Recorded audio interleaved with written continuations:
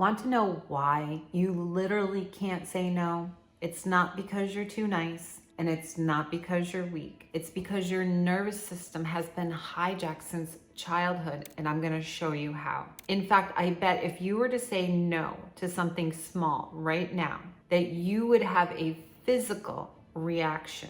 Go ahead, try. Do you feel that? That's anxiety, that's trauma, and that's not normal. And I'm gonna show you how you can rewire that. I'm Kim Gross, and for so many years, I was locked into thinking that I was weak because I couldn't set boundaries. It turns out that actually I was just traumatized. Body was literally afraid that if I said no to another person, that I would be in danger. What I'm sharing with you today isn't just another theory, it's actually neuroscience. And what I'm going to show you is how I went from being anxious and having my nervous system locked into place to being able to have the freedom to say no to others, to set boundaries, and to have the freedom to do so. So here is the big childhood setup. When you were a child, keeping other people happy equaled safety.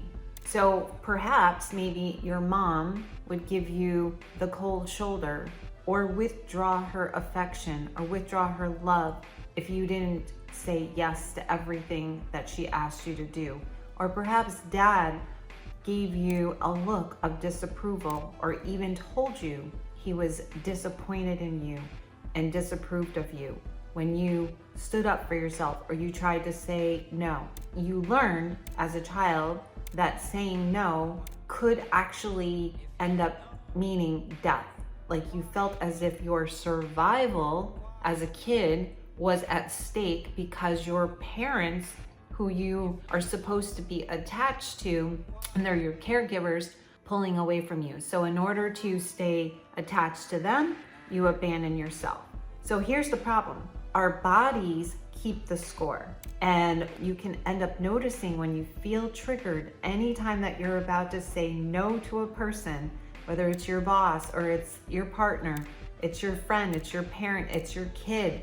Anytime that you go to say no, you might actually notice in your body that your heart starts to race, or your heart is pounding, your palms start to feel sweaty, and your breathing becomes shallow, and maybe your body just tightens and tenses up. That's your body keeping the score from the trauma that you experienced as a child when your nervous system got locked into place. Now here's another way of looking at it. Our limbic brains, our survival brains, are wired to, one, move us away from pain and toward pleasure, but its job is to keep us safe.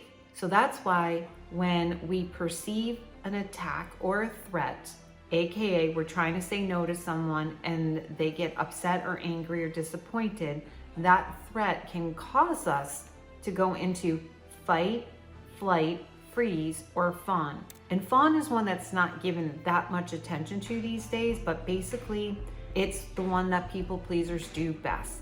They say yes in order to avoid conflict, because once again, it's about keeping oneself safe. There's the perception that if you say no, it can equal death. So here are some things that you can do to start practicing on how to say no. Number one, the first thing is you can do a somatic reset.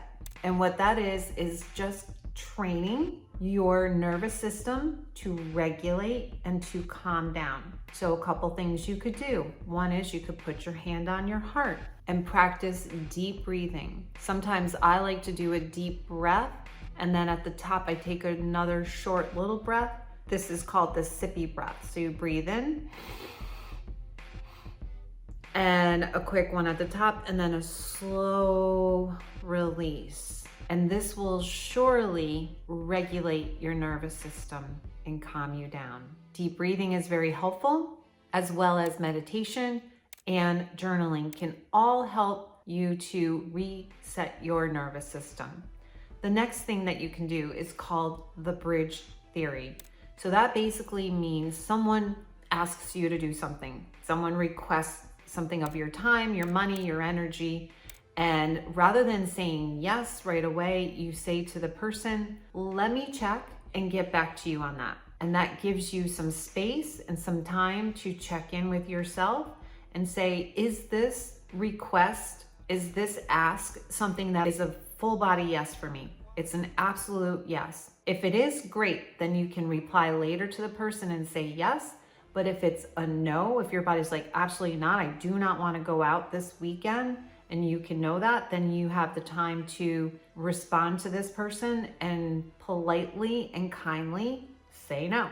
The next thing you can do is a 24-hour rule. 24-hour rule is very similar to the bridge one. It just means that rather than saying yes, yes, yes, yes, yes right away to everyone so that you don't end up being a yes person, you give yourself 24 hours to reflect and make sure this is something that you truly want to do. Now, there is a caveat and an exception to the rule.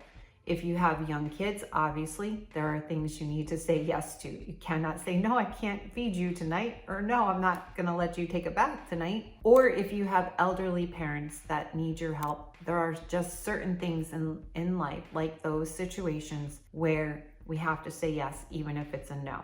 So the first time that you go and practice saying no, it probably will feel like death to you.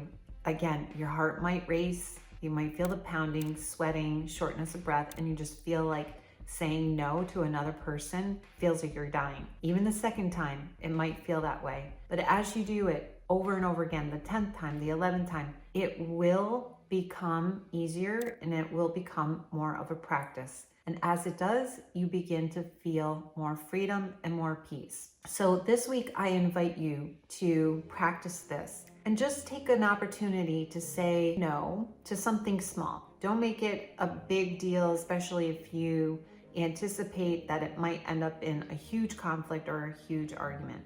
So just practice saying no to something small. And when you're doing this, you can practice using the bridge phrase and just say, let me get back to you.